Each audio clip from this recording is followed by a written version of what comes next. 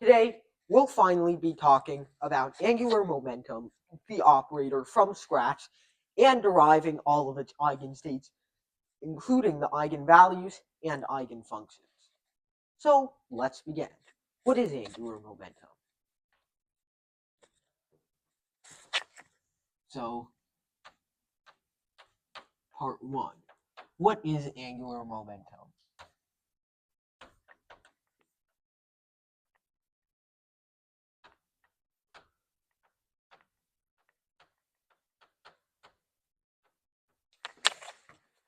That is a very good question. Now, angular momentum is pretty simple to understand. Just like linear momentum, which is sort of how much an object is carrying, and an object's momentum is conserved if force is equal to 0,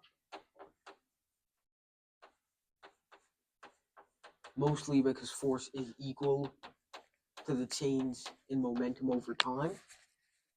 Just like that, angular momentum is a measure of a very similar quantity, but instead of force being equal to 0, it's 0 when torque is equal to 0.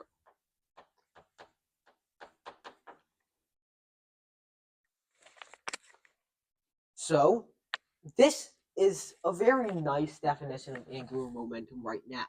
But unlike our definition of regular momentum, it is incorrect. Why?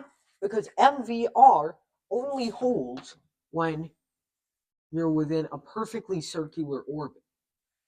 If you're not within a perfectly circular orbit, you suddenly have to add in the factor MVR sine theta, where theta is the angle between the momentum of the particle in rotation and the radial vector of the particle in rotation.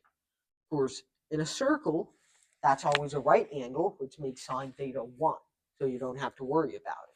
But with something like an ellipse, especially an ellipse with high eccentricity, you can't say that the radial vector and the momentum vector are going to be perpendicular to one another all the time. So, angular momentum is a little bit more complicated. But it's not just that. We've still been talking about motion in a 2D plane.